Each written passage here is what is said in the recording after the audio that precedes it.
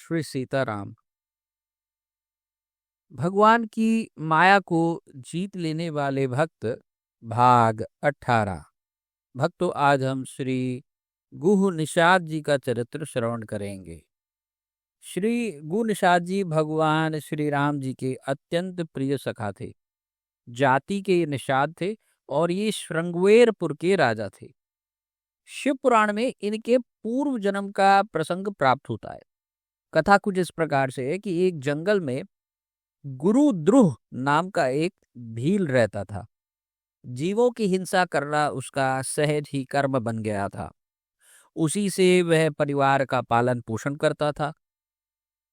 महाशिवरात्रि का दिन था। वह प्रातःकाल ही शिकार की टोह में घर से निकल पड़ा, पर दैव योग से उस दिन उसे कुछ भी नहीं मिला। संध्या हो गई। घर के लोग भूखे बाट देखते होंगे, ऐसा सोचकर उसने ये विचार किया कि कुछ ना कुछ तो लौट कर लेकर जाना ही चाहिए। अब ये विचार कर वो भील एक जलाशय के समीप एक बेल के वृक्ष पर चढ़ गया। उसके नीचे एक शिवलिंग था। रात्रि के प्रथम प्रहर में एक हिरणी जल पीने के लिए जलाशय पर आई। भील हर्षित होकर अपना धनुष बाण संभालने लगा। इसी में उसके शरीर के हिलने से कंधे पर लटकती हुई जल भरी तुम्बी से कुछ जल छलक कर शिवलिंग पर गिर गया। धनुष बाण के संचालन से बेलपत्र भी टूटकर शिवलिंग पर जा पड़ा।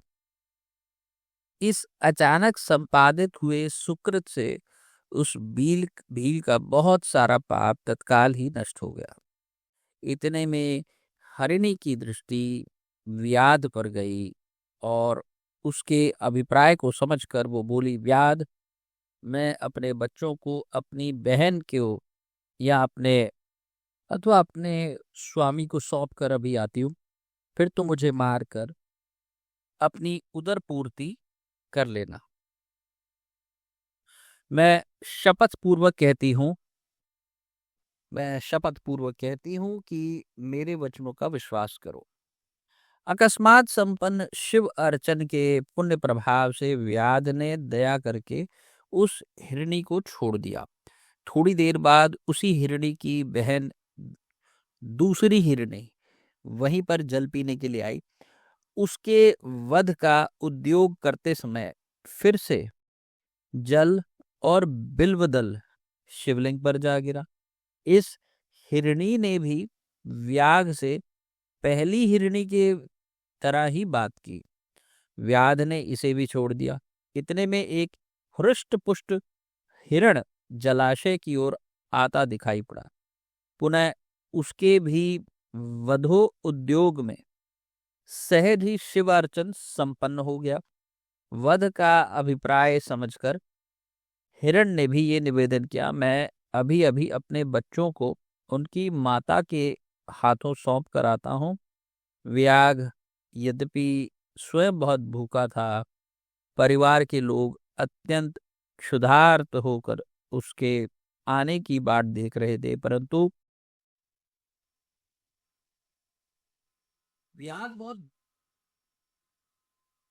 व्याग यद्यपि बहुत भूखा था, परिवार के लोग भी बहुत ही क्षुधार्त होकर उसके आने की बाट देख रहे थे, परंतु श्री शिवजी की कृपा से उसके समस्त पाप नष्ट हो गए। हृदय शुद्ध हो गया। शिवरात्रि के दिन उसने जो अनायास ही एक प्रकार से व्रत किया, शिव अर्चन कर लिया, उसके फलस्वरूप उसे आशुतोष और औढ़र दानी शिव जी की कृपा प्राप्त हो गई। व्याध ने दया परवश ही मृग को छोड़ दिया। अब निवास स्थान पहुंचने पर जब मृग और दोनों मृगियां यानी हिरण और हिरनियां मिली, तो आप परस्पर विचार विमर्श करके उन्होंने यही निर्णय किया कि हम सभी लोग मिलकर व्याध के पास चले, क्योंकि सभी ने सत्य की सौगंध खाई है। माता पिता को जाते देख बच्चे भी साथ लग गए। इस मृग समूह को देखकर व्याध को बहुत ही हर्ष हुआ। उसने बाण संधान किया और फिर से जल और बिल्व दल शिवलिंग पर गिरे। उस व्याध ने पाप तो पहले ही पाप तो पहले के ही पूजन के प्रभाव से नष्ट हो गए थे। उसके जो पाप थे वो पहले के पूजन के से नष्ट हो चुके थे। इस बार तो उसे दया के साथ एक विवेक भी प्राप्त हो गया। व्याघ को सहसा ही बड़ी आत्मग्लानि हुई कि ये पशु होकर भी कितने परमार्थ निष्ठ हैं, सत्यनिष्ठ हैं, और मैं मनुष्य होकर भी परमार्थ की कौन कहे स्वार्थ में भी विमुख रहा। उचित रीति से मैं उदर पूर्ति करने में बड़ा ही असमर्थ रहा। धन्य है ये मृग, और मेरे जीवन को बार बार धिक्कार है।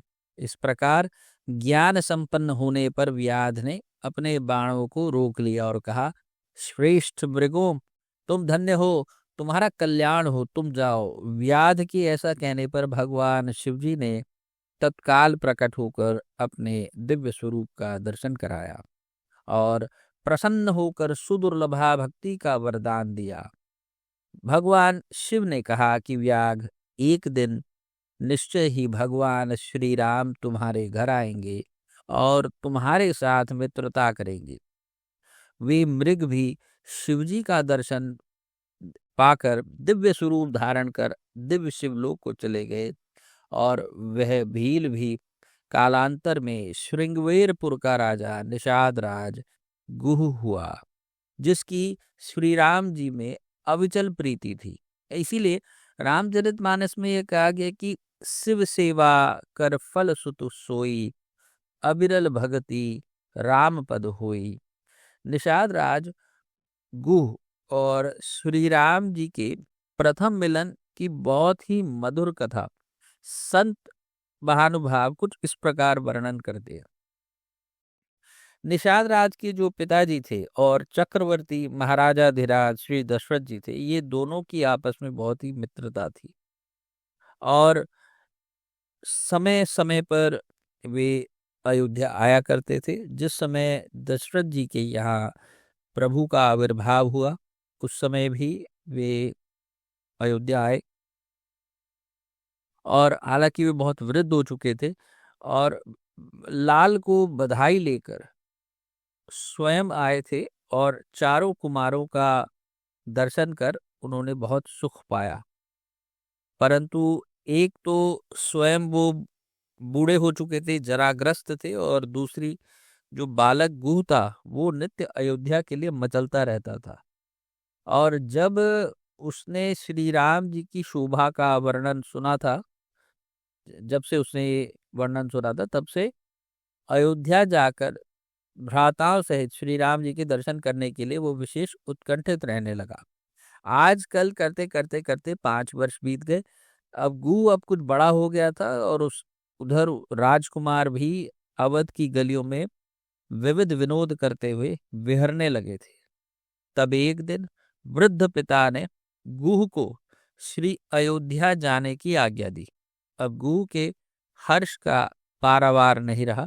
भेंट के लिए उन्होंने कुछ कंद, मूल, फल, चारों राजकुमारों के लिए 4 जोड़ी रूरू नामक मृग चर्म से बनी हुई सुंदर पनहियां, यानी उनकी जूतियां समझो, उनको बगल में दबाए हुए गुह श्री अयोध्या को चल पड़े। हृदय में अनेकानेक मधुर भावनाओं को संजोए हुए, पिताजी के द्वारा सुने हुए राजकुमारों के सौंदर्य माधुर्य का जो अनुचिंतन करते हुए गुह जो थे वे अवध में आ पहुंचे। अब मन में विचार आया कि प्रथम मैं सरयू स्नान कर लूं और फिर दरबार में चलो। इसलिए उन्होंने सरयू तट पर उपहार की पोटली रख दी और स्नान करने को चले गए।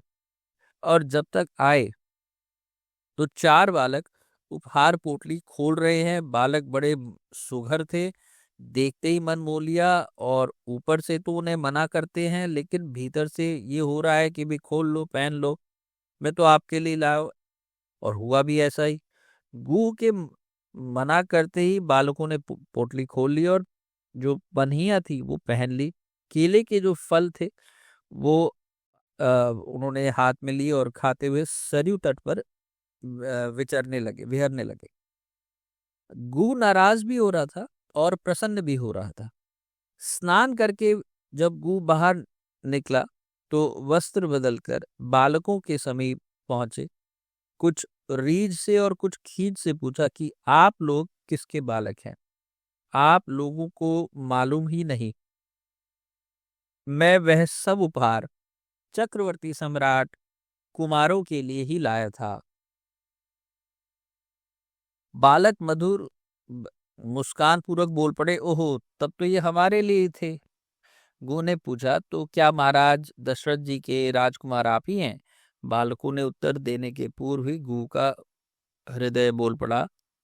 बालकों के उत्तर देने के पहले ही गू का हृदय बोल पड़ा कि गू, सचमुच महाराज श्री दशरथ जी के राजकुमार यही होंगे। तुम्हारे हमारे जो परम आराध्य प्रिय सखा तो यही है। हमारे जीवन, धन, प्राण सर्वस्व यही है। गुह के हृदय के कथन का ही समर्थन बालकों ने भी किया। वे बोले, सखा, महाराज दशरथ जी के कुमार हम ही हैं। गुह की आंखें सजल हो गई, हाथ जुट गए, शीश झुक गया। चरणों पर गिरने के पूर्व ही राजकुमारों ने हाथों में हाथों से थाम लिया। श्री राम लक्ष्मण ने दाहिना हाथ पकड़ा और श्री भरत शत्रुघ्न ने बायां हाथ पकड़ा और लिवा ले चले अपने मित्र को महल की ओर।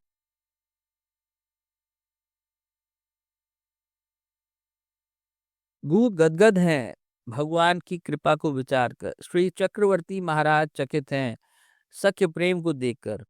राजकुमारों ने पिताजी को प्रणाम किया और गुह ने भी स अश्रु नयन, पुलकित तन, विह्वल वाणी से हाथ जोड़कर अभिवादन किया। श्री रामलला ने अपने नए सखा का परिचय दिया। श्री दशरथ जी ने जैसे अपने पुत्रों को हृदय से लगाया, वैसे ही गुह को भी हृदय से लगाया। श्री दशरथ जी ने देखा कि राम बड़े प्रसन्न हैं। अपने इस सखा से और सखा ने भी तन मन प्राण न्यौछावर कर दिया उनके ऊपर। महाराज ने रोक लिया। गुह को श्री अयोध्या में बहाना ये बनाया कि तुम यहाँ रहकर पुत्रों को धनुर्विद्या का अभ्यास कराते रहो, वन में शिकार खेलना सिखाया करो।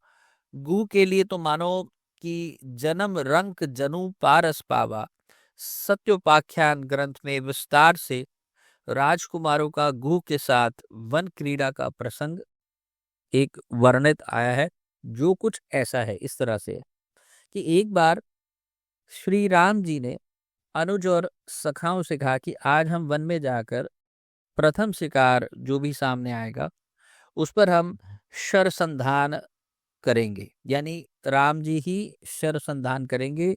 अगर कोई दूसरा वार करेगा तो मैं उसे पिताजी से कहकर दंड दिला दूंगा। सभी लोग सजग हो गए। संयोग की बात है कि वन में पहुंचते ही एक सिंह सामने आ गया। लोग जहां तहां खड़े हो गए। श्री राम शरसंधान में विलंब कर रहे थे। सिंह उन पर टूटने ही वाला था। अनुज और अन्य सखा श्री राम आज्ञा का पालन करते हुए अपने स्थान पर ही खड़े रहे। गुह ने अपना कर्तव्य निश्चित कर लिया। जो भी दंड मिला जो भी दंड मिले मैं सह लूंगा, परंतु मेरी आंख के सामने सिंह के द्वारा कोई अनिष्ट मुझे असहनीय है। इन्होंने तत्काल ही एक सांग चलाई, निशाना सही बैठा, सिंह मारा गया। श्री राम के हृदय में भक्त वत्सलता उमड़ रही थी। अन्य सशंक हो रहे थे कि इन्होंने श्री राम की आज्ञा का उल्लंघन किया, पता नहीं कौन सा दंड मिलेगा। निषाद गुह परम प्रसन्न हो रहा था। अपने मित्र को सकुशल देखकर लोग वन विहार कर घर लौट आए। सबने देखा श्री राम के श्रीमुख से गुह का गुणगान सुनकर श्री चक्रवर्ती महाराजाधिराज दशरथ जी अपने हाथ का आभूषण गुह के हाथ में पहना रहे हैं।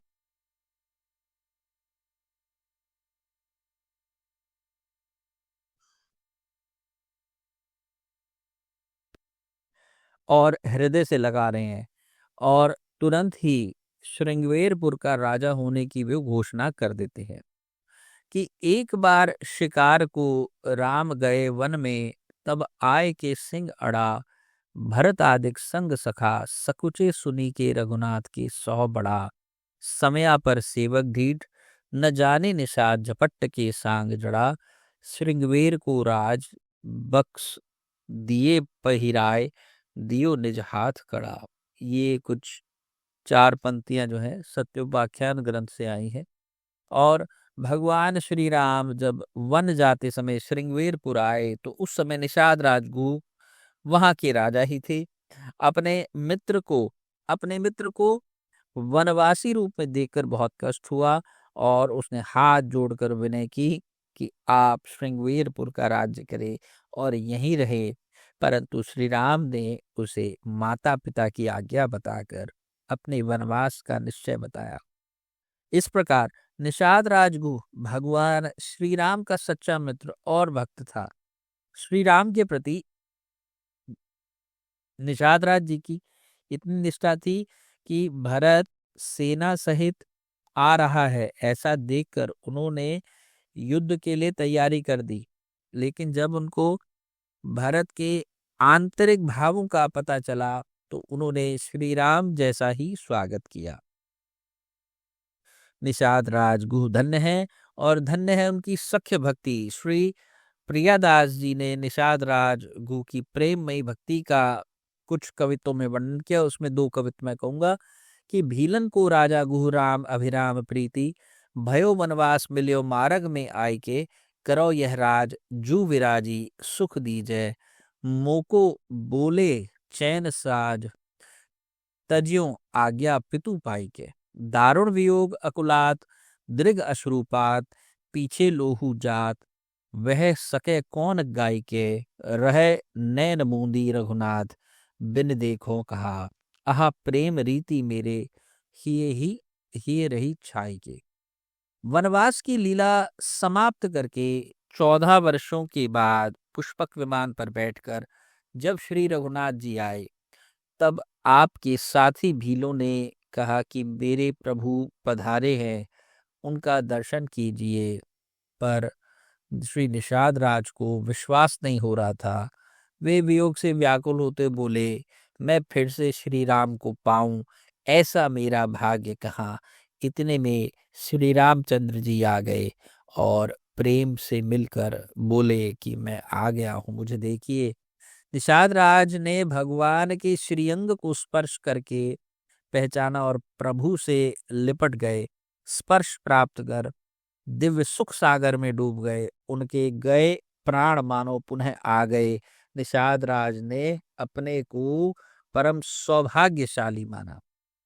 श्री प्रियादास जी इस घटना का वर्णन अपने कुछ कवित्वों में करते हैं। वो कुछ ऐसा है कि 14 वर्ष पीछे आए रघुनाथ, नाथ साथ के जे भील कहे, आए प्रभु देखिए, बोल्यो अब पाऊं कहाँ, होती न प्रतीति, क्यों हूँ प्रीति करी, मिले राम कही मुँह को पेखिए, परसी पिछाने लपटाने, सुख सागर समाने, प्राण पाए मानो भाग भाल लेखिए, प्रेम की जू बात क्यों हूँ बानी, में समात नाही अति अकुलात कहो, कैसे की विषेखिए। बतो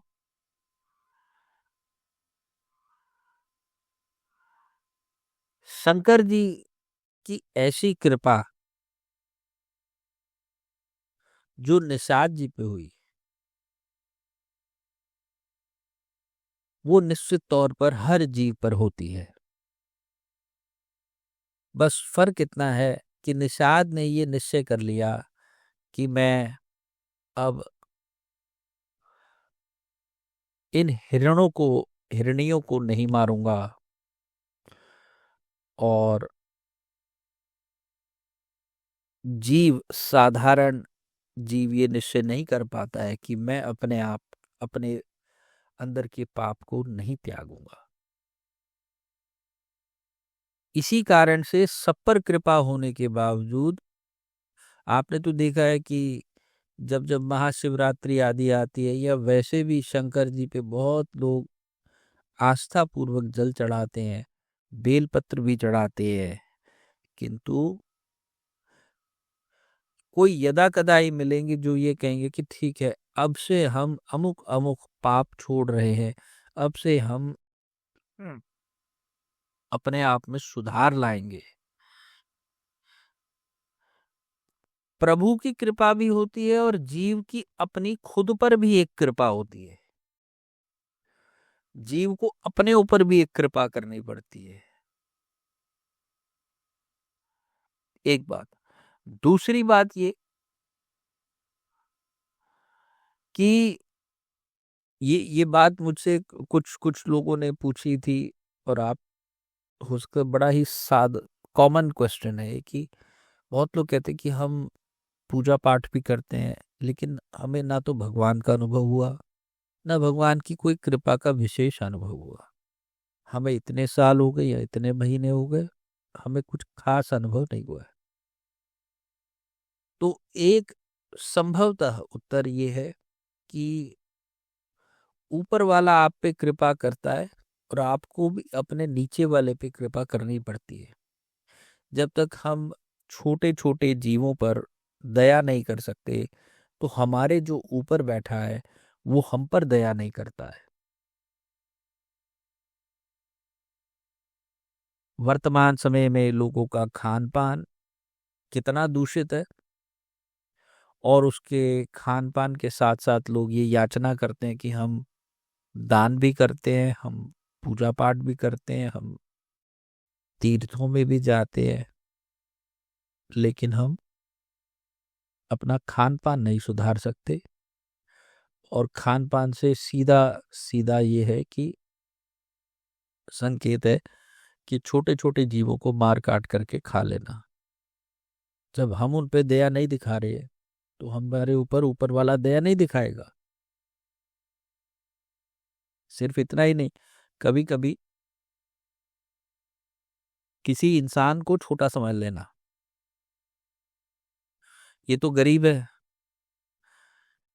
इसकी तो जिंदगी ही बेकार है, इसका जीना मरना ये ऐसी आए ऐसे ही जाएगा, ये छोटा है, इसके पास पैसा नहीं है। मन में ऐसे ऐसे भाव लाना है जैसे हम ना जाने बहुत बड़े कोई टाटा बिरला है, और सामने वाला न जाने कितना ही छोटा है। सामने वाले को के प्रति ऐसे विचार ले आना, और कभी कभी मुंह से अपने अधीन होकर के जो लोग काम करते हैं उनको छोटा समझ के उनको गाली गादी दे देना। ऐसा भी कई लोग करते हैं अपनी दुकानों पे, अपने बिजनेसेस में। और ये भी एक तरह से जीव का अपमान है। किसी के ओहदे का आप अपमान कर रहे हो। अगर वो किसी प्रकार से आपसे कमजोर है, तो आप तो सक्षम हो, आप तो उसको सक्षम कर सकते हो, आप उसको सिखा सकते हो, आप उसको बता सकते हो, या फिर वो आपका अनुशीलन कर सकता है। आप में भी कोई कमी होगी जो आपका अनुशीलन नहीं करता है। इस पर विचार करना चाहिए, अपने खान पान पर विचार करना चाहिए। तीसरी बात, एक संत जी से हमने सुना है कि दक्षिण भारत में कोई एक संत हुए, उन्होंने ये विचार किया कि कुत्ता बहुत वफादार होता है, इंसान से ज्यादा वफादार तो कुत्ता ही होता है।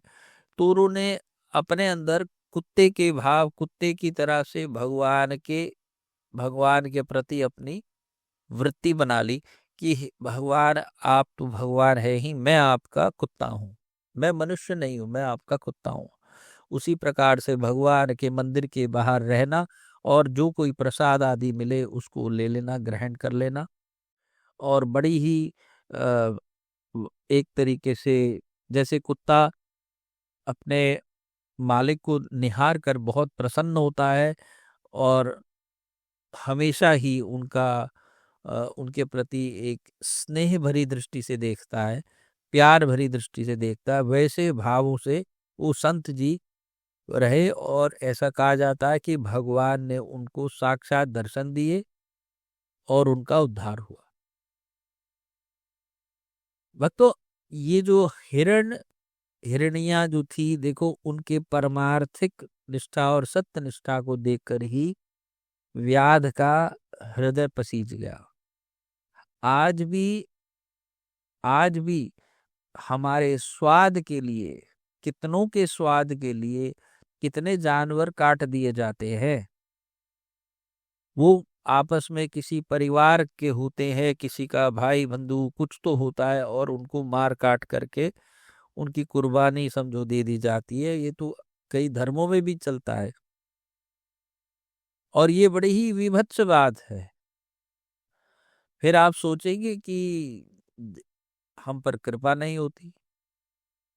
चैतन्य महाप्रभु कहते हैं, जीवे रे दया, कि जीव पर दया हो, नाम में रुचि हो, भक्तों की सेवा हो, इसके बिना धर्म नहीं है। सनातन गोस्वामी को शिक्षा देते हुए वो कहते हैं, जीवे रे दया नामे रुचि, वैष्णव सेवन जारे बिन धर्म नाहि सुन सनातन। जीव के प्रति दया हो, नाम में रुचि हो, और वैष्णवों और साधु संतों और भगवान के भक्तों का सेवन हो, यही धर्म है, इसके अलावा कोई धर्म नहीं है। और अंत में एक बड़ी विशेष बात आई कि निषाद राज जी ने सोचा कि मैं फिर से श्री राम को पाऊं, ऐसा मेरा भाग्य कहाँ है। भक्तों, ये स्थिति तो बहुत सारे जीवों की है, वो कहाँ से पाएंगे। और लेकिन इस भाव में वो भाव विभोर नहीं होते, इस भाव में वो भाव विभोर नहीं होते, क्योंकि यदि निषाद राज भाव विभोर न हुए होते तो भगवान उनसे मिलने 14 वर्ष बाद नहीं आते। इसके साथ ही वाणी को विश्राम दूंगा। अगले भाग में हम श्री मानधाता जी का चरित्र श्रवण करेंगे। तब तक के लिए जय जय श्री सीताराम, जय जय श्री सीताराम।